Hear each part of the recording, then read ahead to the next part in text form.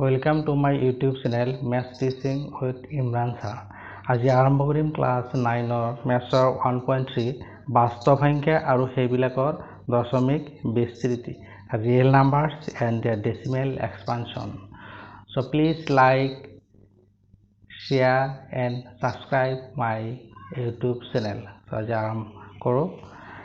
এই অনুচ্ছেদত বাস্তৱ সংখ্যাবিলাকৰ দশমিক বিস্তৃতি সম্পৰ্কে আলোচনা কৰা হ'ব লগতে দশমিক বিস্তৃতি দৃষ্টিকোণৰ পৰা পৰিমেয় আৰু অপৰিমেয় সংখ্যাৰ মাজত থকা পাৰ্থক্যখিনি ব্যাখ্যা কৰা হ'ব প্ৰথমতে আমি পৰিমেয় সংখ্যাবিলাকৰ দশমিক বিস্তৃতি কেনেকুৱা হয় কিতাপত দিয়া কেইটামান উদাহৰণৰ সহায়ত আলোচনা কৰোঁ সো প্ৰথম উদাহৰণটোলৈ প্ৰথমটো দিয়া আছে 10/3 7/8 আৰু 1/7 দশমিক বিস্তৃতি নিৰ্ণয় কৰা সো প্ৰথমতে একেটা আমি দশমিক বিস্তৃতি উলিয়াই চাওঁ হৰণ পদ্ধতিৰে প্ৰথমতে 10/3 that means 3 ৰে হৰণ দিলে কিমান হ'ব 3 3 9 মাইনাস কৰিলে 1 এবাৰ পইণ্ট দিলে 0 so 3 3 9 আকৌ 1 এবাৰ 0 দিলে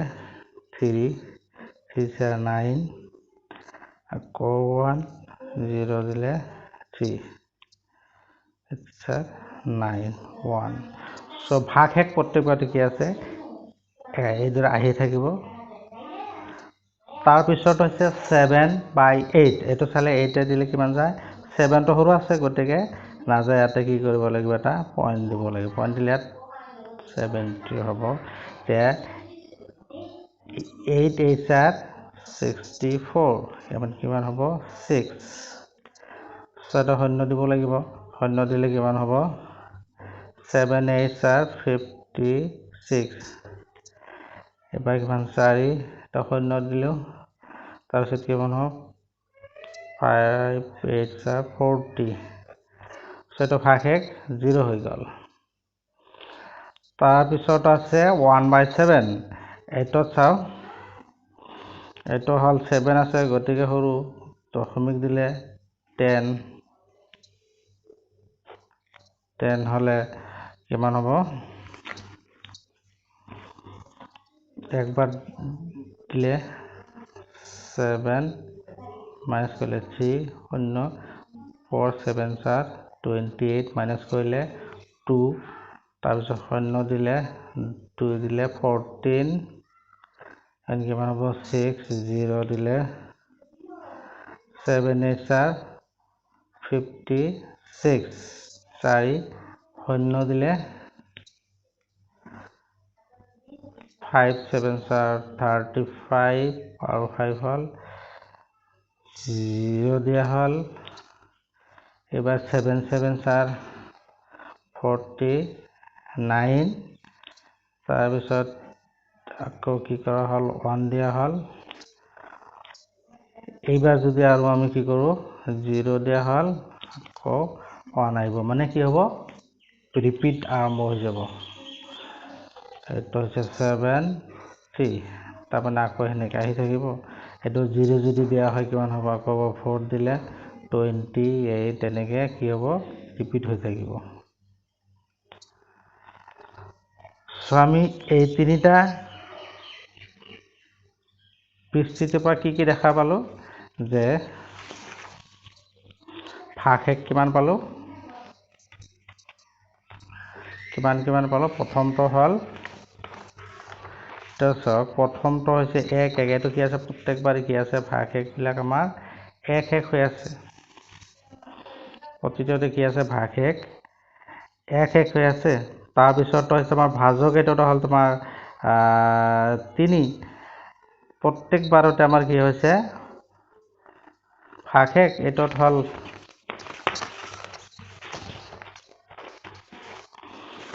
ভাগ এক আহি গ'ল আমাৰ এটো 1 1 1 প্ৰত্যেকবাৰতে আমাৰ আছে 1 1 1 এটা মানে ৰিপিট হৈ আছে তা ভাজক হল 3 তাৰ পিছত প্ৰবৃত্তিৰ সংখ্যা এটো হৈছে কিমান একটা ৰিপিট মাৰিছে বলে একবাৰ ৰিপিট প্ৰবৃত্তিৰ সংখ্যা এবাৰ তাৰ পিছৰটো ভাগ এক হৈছে আমাৰ কিমান ভাগশেষ হ'ল আমাৰ এবাৰ হৈছে 6 আৰু এবাৰ হৈছে 4 তাৰপিছত 0 এইটো হ'ল আৰু প্ৰবৃত্তি কিমানবাৰ এইটো হৈছে তোমাৰ প্ৰবৃত্তি সংখ্যা ৰিপিট মাৰিছে ৰিপিট এইটো শেষ তাৰপিছত হৈছে তোমাৰ কি ভাগশেষ এইটোত হ'ল আমাৰ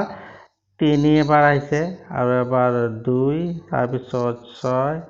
তাৰপিছত 4 তাৰপিছত 5 তাৰপিছত 1 তাৰপিছত 7 পিছত আৰু ৰিপিট মাৰিছে কিমান 3 2 এনেকৈ ৰিপিট হৈ আছে চ' ইয়াতে ভাজক হৈছে কিমান 7 আৰু প্ৰবৃত্তিৰ সংখ্যা হৈছে কিমান ইয়াতে আমাৰ হ'ল 1 2 3 4 5 6 ইয়াৰ পৰা আকৌ ৰিপিট মাৰিছে ভাগশেষবিলাকৰ এইটো হৈছে 6 চ' আমি এই দশমিক বিচ্ছিন্নকেইটা আলোচনা কৰিলে এটা পাম কি যে এটা নিৰ্দিষ্ট পৰ্যায়ৰ পিছত এটা হ'ল কি এটা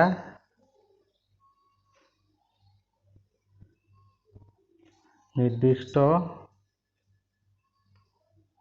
পৰ্যায়ৰ পিছত কি হৈছে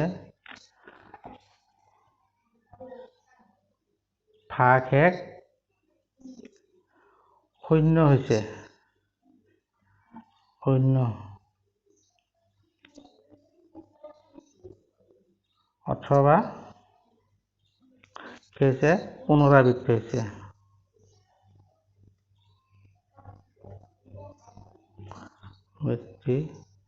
হয় তাৰপিছত আৰু এটা হৈছে কি পালোঁ আমি যে ভাগশেষৰ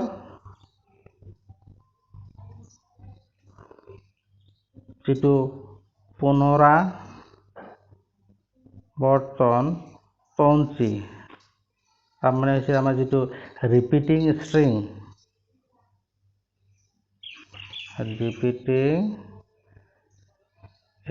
এই পুনৰাবৰ্তিত তন্ত্ৰীডালত থকা প্ৰবিষ্টিৰ সংখ্যা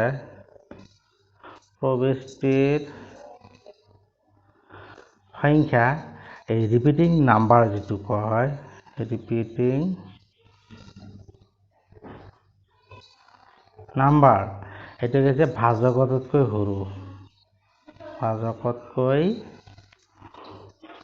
সৰু কেনেকৈ সৰু চাওক এইটোত আমাৰ ভাজক কিমান আছিল 3 ইয়াত ৰিপিটিং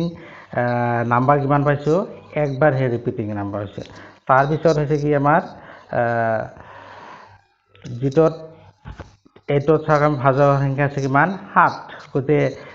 প্ৰবৃত্তিৰ সংখ্যা ৰিপিটিং নাম্বাৰ কিমান আছে ভাজকতকৈ সৰু মানে হৈছে 7 আছে ইয়াত কিমান হৈছে 6 হৈছে গতিকে অৰ্থাৎ কি হ'ল আমাৰ 1/3 ক্ষেত্ৰত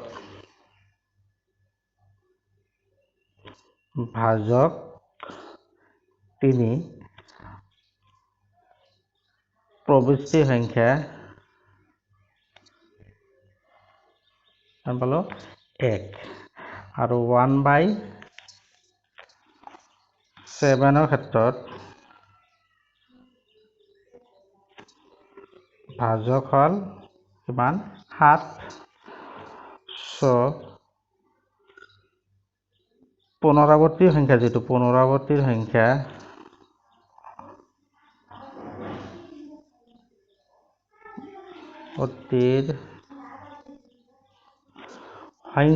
এটা হৈছে 6 তাৰমানে পুনৰাবৃত্তিৰ সংখ্যা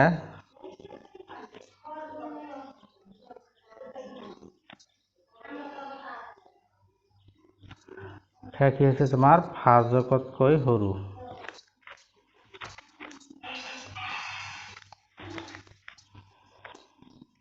তাৰপিছত আৰু এটা হৈছে কি আমাৰ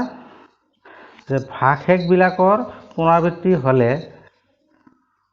যিটো আমাৰ ভাগশেষবিলাকৰ পুনৰাবৃত্তি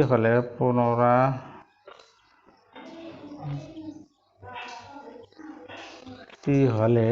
এই ভাগফলবিলাকৰ কি হয় ভাগফলবিলাকৰ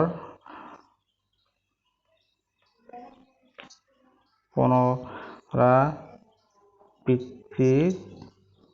অংকৰ গড় দেখা যায়।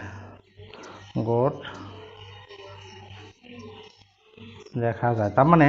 আমাৰ ভাগফলবিলাক যিবিলাকৰ যে পুনৰাবৰ্তিত হয়, ৰিপিটিং হৈ থাকে, সেইবিলাকৰ ভাগফলবিলাকৰো কি হয়, আমাৰ কি পোৱা যায়, এটা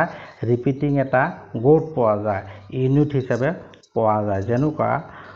1/3 ক্ষেত্ৰত ৰিপিটিং গড়টো হৈছে কিমান, আমাৰ 3, আৰু 1/7 ক্ষেত্ৰত কি হৈছে আমাৰ 142,857। গতিকে এইদৰে যিকোনো পৰিমেয় সংখ্যা PQৰে হৰণ কৰিলে দুটা ঘটনা দেখা যায়। এটা হৈছে ভাগশেষ শূন্য হয়, ভাগশেষ কি হয়, শূন্য হয়। আৰু এটা হৈছে ভাগশেষ কেতিয়াও শূন্য নহয়, ভাগশেষ কেতিয়াও শূন্য নহয়, নেভাৰ জিৰ', নেভাৰ জিৰ'। এই ক্ষেত্ৰত কি হ'ব, এই ক্ষেত্ৰত ভাগশেষৰ পুনৰাবৰ্তন তন্ত্ৰী দেখা যায়, পুনৰাবৰ্তন তন্ত্ৰী দেখা যায়, ৰিপিটিং ষ্ট্ৰিং তন্ত্ৰী দেখা যায়। পুনৰাবৰ্তন তন্ত্ৰী মানে ৰিপিটিং ষ্ট্ৰিং,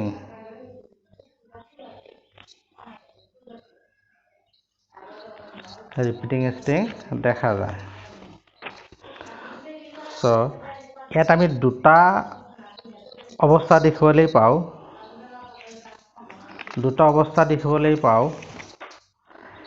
এটা অৱস্থা হৈছে যেতিয়া ভাগশেষ শূন্য হয়, যেনেকুৱা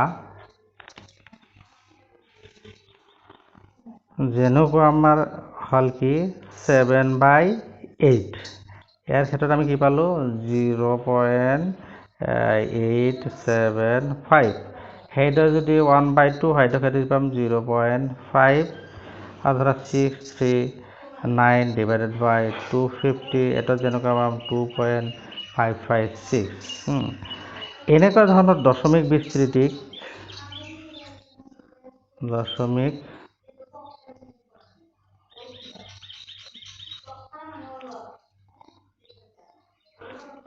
পৰিসমাপ্ত বিস্তৃতি বুলি কোৱা হয়, পৰিসমাপ্ত টাৰ্মিনেটিং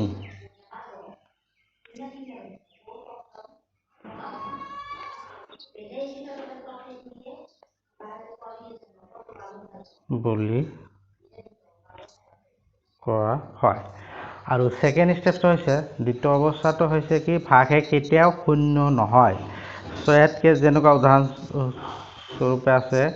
1/3, এইটোত আমি কি পালোঁ 0.333 পাই থাকিলোঁ। আৰু এটা পালোঁ 1/7, এইটোত কিমান পালোঁ 0.142,857। এটা আকৌ ৰিপিট মাৰিছোঁ 142,857, এনেকৈ ধৰণে আহি থাকিছে হা। এইটোত কি হৈছে, তোমাৰ ভাগশেষৰ পুনৰাবৃত্তি ঘটে, ৰিপিট হয়, তাৰমানে ভাগশেষৰ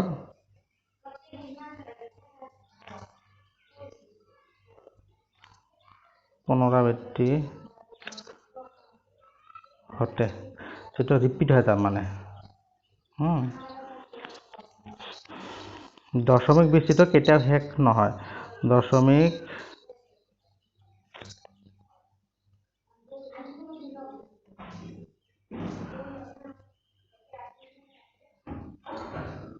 কেতিয়াও শেষ নহয়, অৰ্থাৎ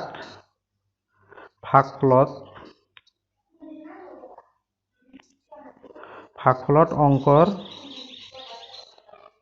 পুনৰাবৰ্তিত গড় দেখা যায়।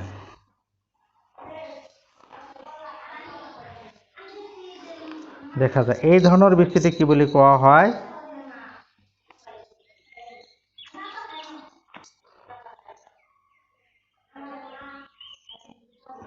বিস্তৃতিক অবিৰত পৌনঃপুনিক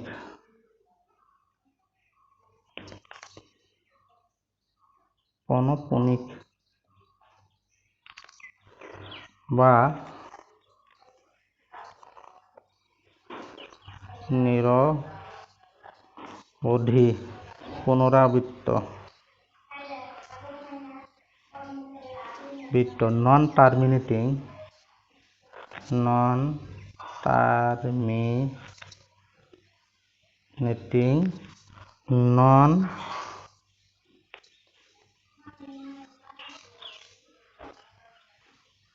টাৰ্মিনেটিং ৰিকাৰিং বুলি কোৱা হয়।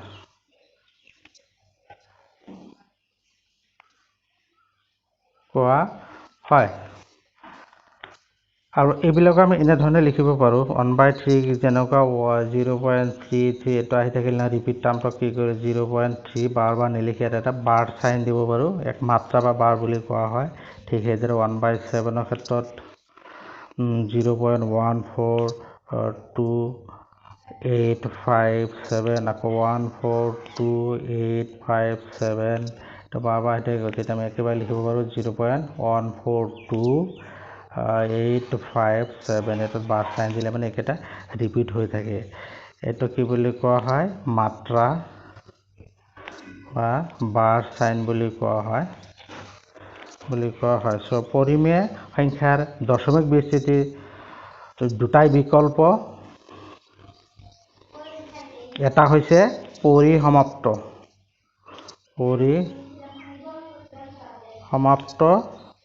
আৰু এটা হৈছে কি অবিৰত পৌনঃপুনিক।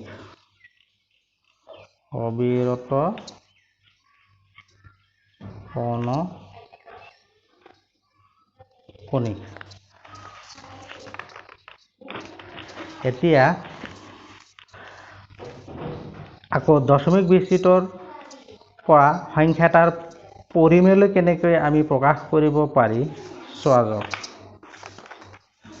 উদাহৰণস্বৰূপে দশমিক বিস্তৃতিক আমি কেনেকৈ পৰিমেয় অৰ্থাৎ p/q আকাৰত প্ৰকাশ কৰিব পাৰি। পৰিমেয় মানে আমি কি p/q আকাৰত প্ৰকাশ কৰিব। কেইটামান উদাহৰণ চাওক। উদাহৰণটো দিয়া আছে কি দেখুওৱা যে 3.142678 এটা পৰিমেয় সংখ্যা, নাইবা এনেদৰে দিব পাৰে 3.142678ক p/q আৰ হিট, য'ত p আৰু q অখণ্ড সংখ্যা আৰু q is not equal to 0 প্ৰকাশ কৰা। চ' আমি এইটো কেনেকৈ লিখিব পাৰোঁ? 3.142678 এইটোক যদি আমি কি দশমিকটো উঠাই দিওঁ কি হ'ব? ওপৰত 3.142678 ইয়াৰ কেইঘৰ দশমিক উঠি গ'ল? 1 2 3 4 5 6, গতিকে 6টা শূন্য বহাই দিলে 1 2 3 4 5 6, এইকেইটা বহাই দিলে হ'ল। এইটো কি হ'ব? পৰিমেয় সংখ্যা হ'ব। পৰিমেয় সংখ্যা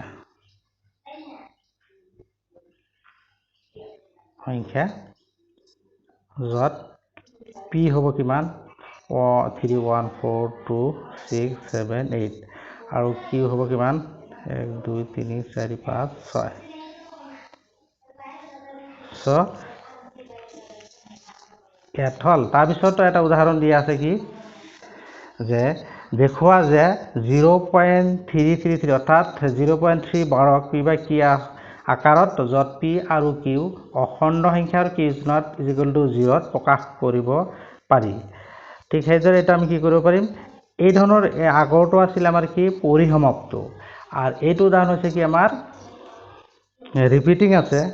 চ' এইটো আমি কেনেকৈ লিখিম? এইটোক আমি এনেকৈ লিখিব পাৰোঁ যে ধৰা হ'ল x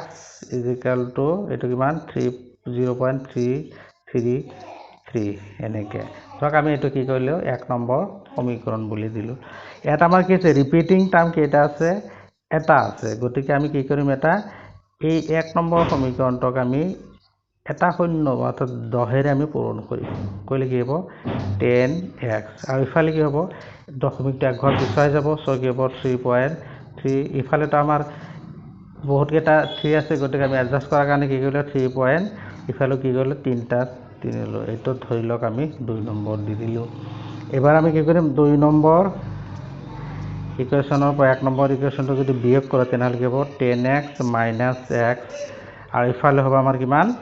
এটো যদি মাইনাস করে দিয়া আছে 3.333 তলত আছে 0.333 এটা আছে দুটাই তেনেহলে এটা আমাৰ কি হ'ব এখানটো 0 হ'ব ইফালে থাকিব 3 দ্যাট মিন্স কি ইয়াত থাকিব 3 ইয়াতে কিমান হ'ব 9x = 3 সো x = কিমান হ'ব 3/9 এটা সিম্পলিফাই কৰিলে 3 1 তার মানে x = 1/3 ইয়াত কি হৈ গল p by কি আকাৰত হৈ গল ইয়াত p হল কি আমাৰ 1 q = 3 হল হৈ গল তাৰ পিছত আমি যদি আৰু এটা উদাহৰণ লৈকে চাও কি হ'ব যে দেখুৱা যে 1.272727 তাৰ মানে কি হৈছে 27 টো হৈছে ৰিপিট কৰিছে গতিকে 1.27 12ক p by q ৰ হেত প্ৰকাশ কৰিব লাগে যত p কি অখণ্ড সংখ্যা q = 0 সো এটা আমি কি লিখিম let x = 1.272727 এটাক আমি কি কৰিলো 1 নম্বৰ ইকুৱেশ্যন দিলো এবাৰ আমি 1 নম্বৰ ইকুৱেশ্যন কিহেৰে পূৰণ কৰিম দুটা ওপৰত বাৰ আছে দ্যাট মিন্স কি হ'ব 1 দি পেলাই দুটা শূন্য 100 ৰে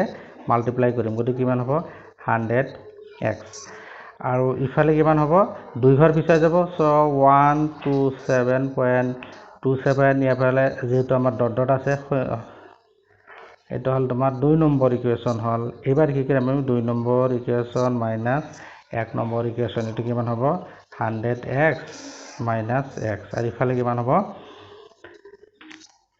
1.27 এটো 1.2727 এনেকে আছে আৰু ওপৰটো হল তোমাৰ কিমান 1.2727 এনেকে আছে সো এটো কিমান ইফালে এটা 0 হ'ব ইফালে 6 to 1 that means 126 সো ইয়াত কিমান হ'ব 99x = 126 সো এটা আমি কি লিখিব পাৰো x = 126/99 ইয়াত p = কিমান 126 q = 99 তাৰ পিছত দিয়া আছে আৰু এটা উদাহৰণ এটো দিয়া আছে তোমাৰ দেখুৱা যে 0.2353535 এটো দিয়া আছে আমাৰ কি দিয়া আছে এই 35 ওপৰ বাদ দিয়া আছে গতিকে ধৰা হল এটো x = 0.23535 এটো 1 নম্বৰ ইকুৱেশ্যন এবাৰ আমি কি কৰিম 1 নম্বৰ ইকুৱেশ্যনৰ লগত কি দিয়া আছে দুটা ওপৰত বাদ দিয়া আছে গতিকে 100 ৰে মাল্টিপ্লাই হ'ব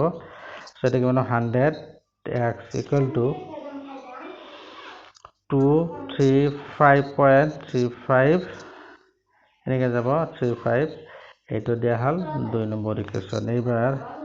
2 number equation minus 1 number equation গতিকে 100x মাইনাস কিমান হ'ব x = এটো কিমান হ'ব এটো মাইনাস কৰিলে কিমান হ'ব 23.53535 আৰু তলত হ'ব 0.23535 so 23.3 so 100x - x 23.3 এবাৰ কিমান হ'ব 99x = 23.3 so এবাৰ কিমান হ'ব x = 23.3 তলত হ'ব 99 so এটো কেনেকৈ লিখিব পাৰিম দশমিকটো উঠাই দিলে তলত এটা শূন্য দিয়ক 990 so এটা হল p by q আকৃতি প্ৰকাশ কৰা হল ইয়াত p = যত p = 233 q = 998 so এইদৰে কি কৰা হল যে বিভিন্ন ধৰণৰ দশমিক বিস্তৃতি আমি কেনেকৈ p by q আকৃতি প্ৰকাশ কৰিব পাৰি গতিকে আমি ক'ব পাৰো যে এটা পৰিমেয় সংখ্যাৰ দশমিক বিস্তৃতি পৰিসমাপ্ত নাইবা কি হ'ব পাৰে অবিৰত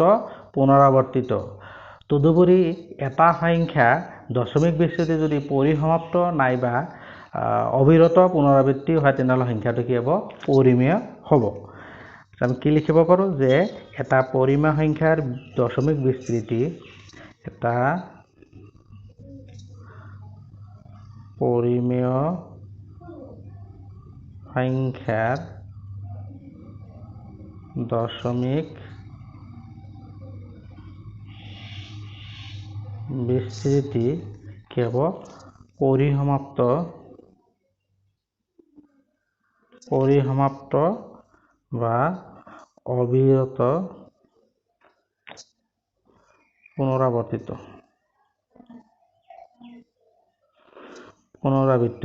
তদুপৰি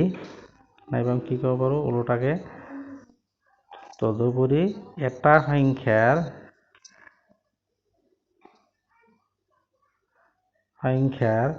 দশমিক বিস্তৃতি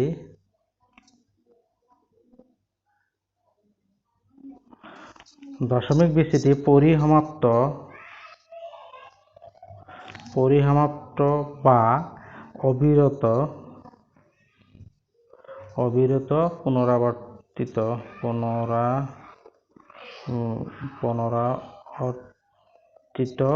হ'লে কি হ'ব সংখ্যাটো পৰিমেয় হ'ব সো আমি ওপৰৰ আলোচনাৰ পৰা এটা বস্তু সিদ্ধান্ত কৰিব পাৰোঁ বা এটা সিদ্ধান্ত ল'ব পাৰোঁ কি যে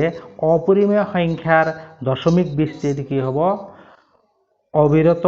অপুনৰাবৰ্তিত হ'ব নন টাৰ্মিনেটিং নন ৰিকাৰিং হ'ব গতিকে আমি কি ক'ব পাৰোঁ যে এটা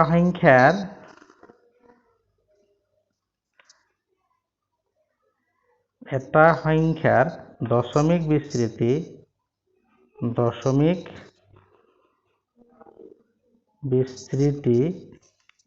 অবিৰত অপুনৰাবৰ্তিত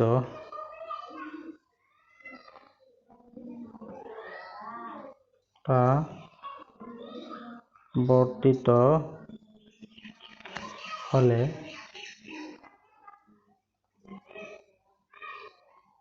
সংখ্যাটো কি হ'ব অপৰিমেয় হ'ব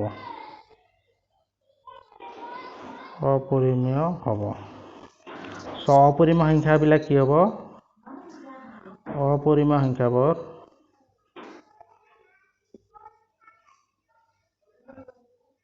সংখ্যাৰ দশমিক বিস্তৃতি নন টাৰ্মিনেটিং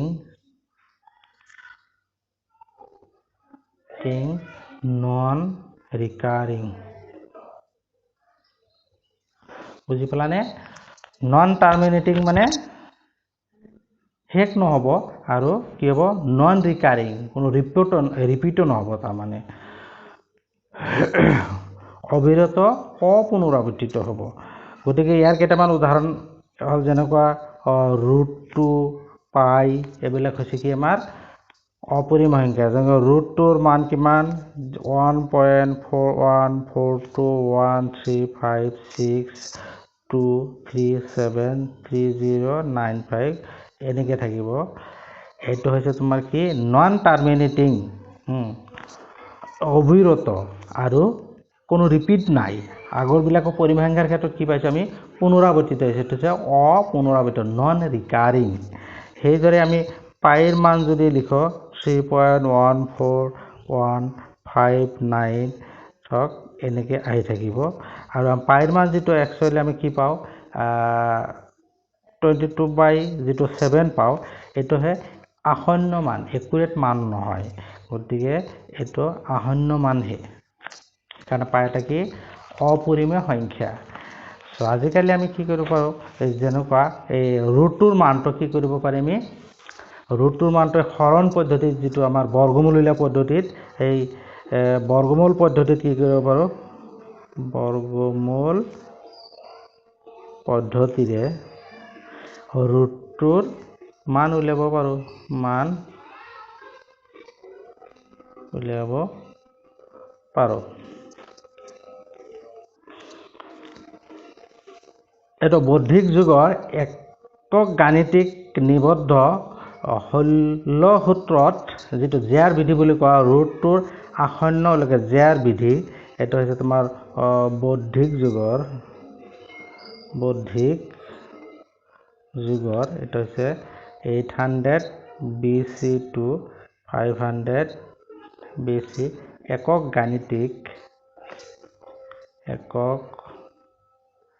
গাণিতিক এইটো নিবদ্ধ 16 সূত্ৰত এটা জেয়াৰ বিধি যেটো কোৱা হয় জেয়াৰ বিধি ৰুটটোৰ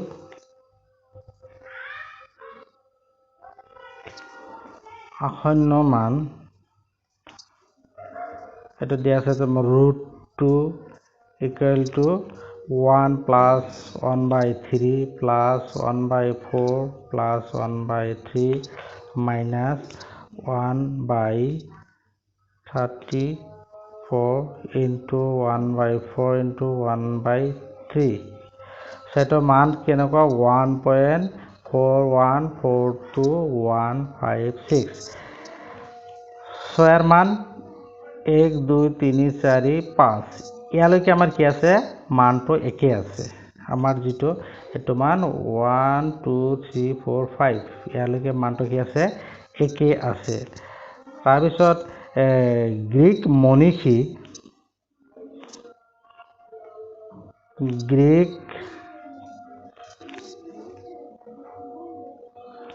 মনীষী আৰ্কিমিডিছে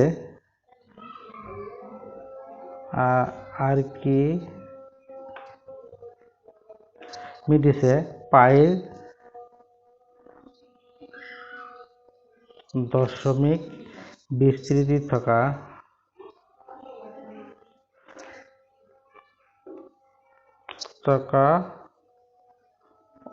অংক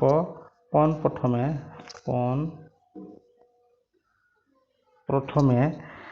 গণনা কৰিছিল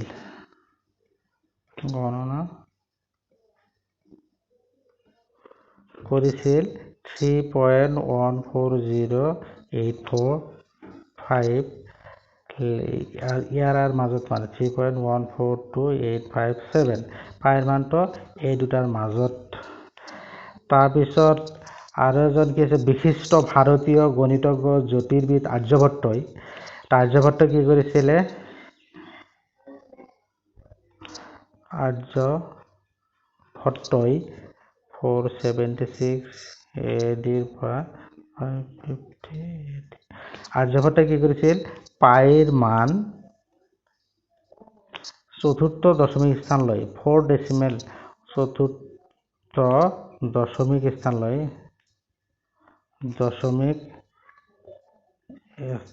লৈ শুদ্ধমান উলিয়াইছিল এটা হৈছে কিমান 3.1416 আজিকালিতো বহুত কি আছে আমাৰ কম্পিউটাৰ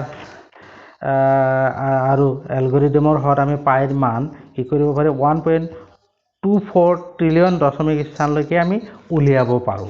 গতিকে আজিকালি কম্পিউটাৰ সহায়ত নাইবা আমাৰ যিবিলাক ডিজিটেল ক্যালকুলেটৰ ওলাইছে ইয়াৰ পৰা আমি পাইৰ মান 1.24 ট্ৰিলিয়ন মানে বহুত দূৰলৈকে মানে একুৰেট ভ্যালু ওলাব পাৰো সো আমি ইয়াৰ পিছত এটা উদাহৰণ 10 যেটো 1.7 আৰু 2.7 ৰ মাজত থকা এটা কি কৰা অপৰিমেয় সংখ্যা উলিয়াব লাগে সো আমি কি কৰিম 1/7 এটো আমি আগত কি কৰিছিলো 1 দিলে কিমান হ'ব পয়েন্ট দিলে 017 এটো 3 0 দিলে 28 মাইনাস কৰা 0 দিলে 2 দিলে 14 তাৰ পিছত এটা আৰু কি 6 মাইনাস কৰিলে 60 850 640 535 তাৰ পিছত মাইনাস কৰা 50 749 1 আহিল সকলো ৰিপিট হল গতিকে 1.7 টাম কি লিখিব পাৰো তো চাওক 1.7 টক আমি লিখিব পাৰো 0.14285 এইটো লিখিব পাৰো এইবাৰ হৈছে তোমাৰ 2/7 সো কি হ'ব আমাৰ 2 into 1/7 এইটো 2 মাল্টিপ্লাই কৰি দেখি হ'ব 1 থাকিল 10 1 তাৰপিছত এইটো হ'ল 16 17 1 থাকিল তাৰপিছত 4 5 28 এইটো হ'ল এইটো ওলাব সো এই প্ৰদত্ত সংখ্যা দুটাৰ মাজত কি আছে প্ৰদত্ত সংখ্যা দুটাৰ মাজত আমাৰ কি আছে অসংখ্য অপৰিমেয় সংখ্যা আছে দুটাৰ মাজত অসংখ্য অপৰিমেয় সংখ্যা আছে আমাক এটা অপৰিমেয় সংখ্যা উলিয়াব দিছে আমি এটা লিখিব পাৰো কি লিখিলে হ'ল এইটো আছে কিমান 0.14 0.28 ইয়াৰ মাজত লিখিলে হ'ল আমি লিখি দিলো 0.16012342 এটা হ'ল সো এনেকৈ আমি দশমিক বিস্তৃত চাই সংখ্যাটা পৰিমেয় হ'ব নে অপৰিমেয় হ'ব আমি কি কৰিব পাৰিম উলিয়াব পাৰিম সো ছাত্ৰছাত্ৰীসকল নিশ্চয় বুজি পাইছে আৰু যদি বুজাত কিবা অসুবিধা আছে তেনেহলে মোৰ কমেন্ট বক্স আছে তাত জনাব কোনখিনি বুজি পোৱা নাই মই ভালদৰে বুজাই দিবলৈ চেষ্টা কৰিম so never forget two please subscribe like and share my channel. Thank you.